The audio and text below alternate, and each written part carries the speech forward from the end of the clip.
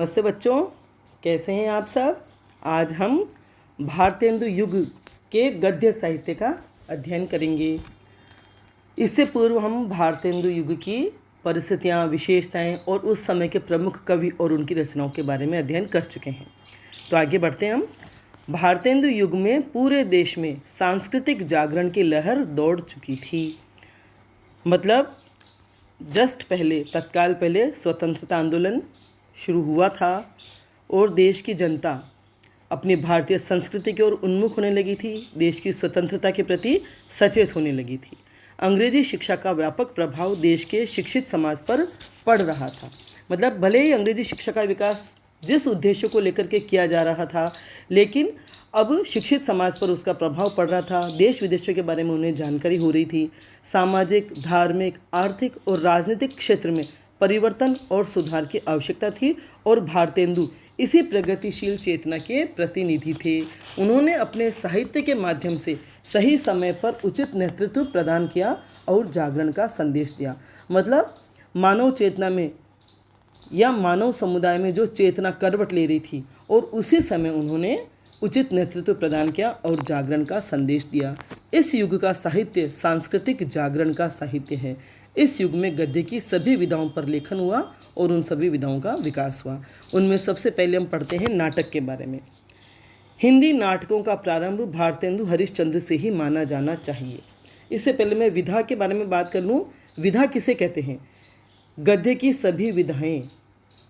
विधा मतलब गद्य किन किन रूपों में लिखा गया, कवि या साहित्यकार जो अपनी बात कहना चाहते हैं या हम जो अपनी बात कहना चाहते हैं वह किस रूप में व्यक्त करते हैं, कहानी के रूप में, कविता के रूप में, नाटक के रूप में, एकांकी के रूप में। तो ये जो साहित्य का रूप होता है वही विधा कहलाती है। तो सबसे पहले हम नाटक के बारे में पढ़ेंगे। हिंदी नाटकों का प्रारंभ भारतेंदु हरिश्चंद्र से ही माना जाना चाहिए। इनसे पूर्व लिखे गए नाटक नाटकीय तत्वों की दृष्टि से खरे नहीं उतरते। भारतेंदु युग से पहले भी नाटक लिखे गए, लेकिन वे नाटक जो थे नाटक के तत्वों की दृष्टि से खरे नहीं उतरते, इसलिए उन्हें ज़्यादा पसंद नहीं किया गया या ज़्यादा उनकी मान्यता नहीं हुई। भारतेंदु अपने युग के श्रेष्ठ नाटककार थे। उन्होंने अनुदित और मौलिक नाटक लिखे। मतलब उन्होंने स्वयं भी नाटक लिखे और जो संस्कृत भाषा या अन्य भाषाओं के जो नाटक थे उनका अनुवाद भी किया। अनुदित मैंने अनुवाद किया। विद्या सुंदर, रत्नावली, पाखंड विखंडन, धनंजय विजय, कर्पूर मंजरी, मुद्रा राक्षस ये अनुदित नाटक थे। और भारत जननी, दुर्लभ बंधु, सत्य हरिश्चंद्र, श्री चंद्रावली, भारत दुर्दशा, नीला देवी, अंधेर नगरी, सती प्रताप, प्रेम जोगिनी, विशस्य विषमौधकम आदि नाटक उन्होंने लिखे। इस तरह से कई नाटक उन्होंने लिखे और कईयों का उन्होंने अनुवाद भी किया। इस युग में ऐतिहासिक, पौराणिक, रोमानी एवं समसामयिक समस्याओं को लेकर नाटक लिखे गए। मतलब उस समय इतिहास की किसी कथा को उठा करके, पुराणों की किसी कथा को उठा करके या रोमांटिक और उस समय की समस्याओं को लेकर नाटक लिखे गए। मतलब नाटकों की विषय वस्तु यही थी, ऐतिहासिक, पौराणिक, रोमानी या समसामयिक समस्याएं। जैसे नील देवी, संयोगिता स्वयंवर, महाराणा प्रताप ये ऐतिहासिक नाटक थे।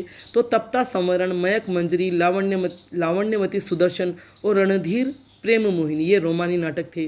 और भारत दुर्दशा, भारत सौभाग्य, देश दशा ये समसामयिक समस्याओं पर लिखे गए नाटक हैं। सूची बहुत लंबी है, लेकिन उदाहरण स्वरूप कुछ दिए हैं ताकि आप याद रख सकें। अब है उपन्यास विधा। उस समय सभी विषयों को लेकर के उपन्यास लिखे गए। अंग्रेजी ढंग का पहला मौलिक उपन्यास लाला श्रीनिवास दास का परीक्षा गुरु माना जाता है, जो 1892 ईस्वी में लिखा गया। इस युग में सामाजिक, तिलस्मी एयारी, जासूसी और रोमानी उपन्यासों की रचना खूब हुई। सामाजिक माने हुई समाज से संबंधित या समाज की जो भी स्थितियां थी, और तिलस्मी एयारी माने जादू, तंत्र मंत्र से संबंधित, जासूसी वही खोज वगैरह से संबंधित, खोजबीन से, और रोमानी माने रोमांटिक उपन्यासों की खूब रचना हुई। लाला श्रीनिवास दास, किशोरी लाल गोस्वामी, राधा कृष्ण दास, लज्जा राम शर्मा, गोपाल लाल गहमरी और देवकी नंदन खत्री आदि उपन्यासकार उस युग के प्रमुख उपन्यासकारों में गिने जाते हैं। किशोरी लाल गोस्वामी जो थे वे सर्व प्रमुख उपन्यासकार माने गए हैं। बंगला और अंग्रेजी उपन्यासों का भी खूब अनुवाद हुआ। भाग्यवती, परीक्षा गुरु, रहस्य कथा, नूतन ब्रह्मचारी, सो अजान एक सुजान, निस्सहाय हिंदू, धूर्त रसिक लाल, स्वतंत्र रमा और परतंत्र लक्ष्मी, चंद्रकांता, चंद्रकांता संतति, कुसुमलता आदि उपन्यास विशेष रूप से उल्लेखनीय हैं। अब कहानी इस युग में आधुनिक कलात्मक कहानी लेखन की शुरुआत नहीं हुई थी। मतलब जो आधुनिक युग में जो कलात्मक कहानियाँ लिखी जा रही हैं वो कहानियाँ उस वक्त शुरू नहीं हो पाई थी, और कहानियों के नाम पर कुछ प्रकाशित कहानी संग्रह उस समय के प्राप्त थे, जो लोक प्रचलित इतिहास पुराणों से कही गई शिक्षाओं नीतियों पर आधारित या हास्य प्रधान कहानियाँ हैं। मतलब जैसे लोक में प्रचलित जो कहानियाँ थी और इतिहास पुराणों में जो शिक्षाएं दी गई नीतियों पर या नैतिकताओं की जो शिक्षाएं दी गई उन पर आधारित यह हास्य प्रधान कहानियां हैं, जो लेखकों ने या तो स्वयं लिखी या दूसरों से लिखवाकर संपादित करके प्रकाशित करा दिया। इनमें मुंशी नवल किशोर, अंबिका दत्त व्यास, राजा शिव प्रसाद सितारे हिंद, चंडी प्रसाद सिंह के नाम उल्लेखनीय हैं, और कहानी संग्रहों के नाम हैं मनोहर कहानी, कथा कुसुम कलिका, वामा मनोरंजन और हास्य रतन आदि। अब है निबंध। इस युग में सबसे अधिक सफलता निबंध लेखन में ही प्राप्त हुई, और पत्र पत्रिकाओं के माध्यम से निबंध विधा को खूब समृद्ध किया गया। मतलब खूब पत्र पत्रिकाएं प्रकाशित होती थी और उनमें निबंध खूब लिखे जाते थे, तो उनके माध्यम से निबंध विधा खूब समृद्ध हुई। राजनीति, समाज सुधार, धर्म, अध्यात्म, आर्थिक दुर्दशा, अतीत का गौरव, महापुरुषों की जीवनियाँ आदि विषयों पर निबंध लिखे गए। उस समय की राजनीति पर, समाज सुधार के लिए जो भी किया जा रहा था, धर्म और अध्यात्म को लेकर, और समाज या देश की आर्थिक दुर्दशा, अतीत का गौरव कि हम अतीत में कितने गौरवशाली थे, और महापुरुषों की जीवनियाँ आदि विषय वस्तु पर निबंध लिखे गए। बालकृष्ण भट्ट और प्रताप नारायण मिश्र ऐसे सफल और प्रभावशाली निबंधकार थे कि आचार्य शुक्ल जी ने इन्हें हिंदी का स्टील और एडिसन कहा है। ये जो स्टील और एडिसन मैंने जोसेफ एडिसन और रिचर्ड स्टील, ये ब्रिटिश निबंधकार, कवि और नाटककार थे, और ये बहुत प्रसिद्ध थे। इन्होंने द स्पेक्टेटर पत्रिका निकाली थी। तो भारतेंदु जी ने बालकृष्ण भट्ट और प्रताप नारायण मिश्र की समानता एडिसन और स्टील से की है। वे भी इतने ही सफल और प्रभावशाली निबंधकार थे। अन्य निबंधकार जो थे उनमें भारतेंदु, बद्री नारायण चौधरी, प्रेमघन, लाला श्रीनिवास दास, राधाचरण गोस्वामी, काशीनाथ खत्री आदि थे। ये सभी निबंधकार किसी न किसी पत्रिका से जुड़े हुए थे और उन पत्रिकाओं में अपने निबंध लिखते थे।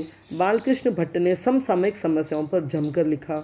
बाल विवाह, स्त्रियां और उनकी शिक्षा, राजा और प्रजा, कृषकों की दुर्वस्था आदि निबंध इसी प्रकार के हैं।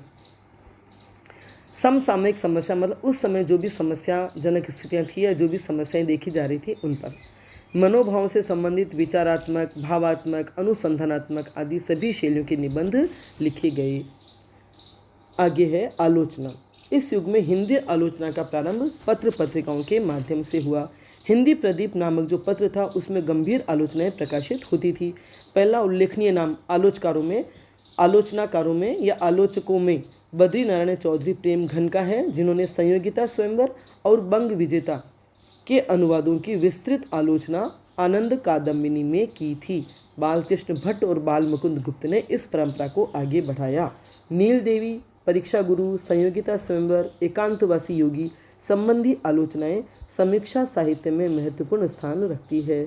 इस प्रकार हिंदी गद्य साहित्य के विकास में भारतेंदु गद्य युग के गद्य साहित्यकारों का महत्व और योगदान असाधारण और अविस्मरणीय है।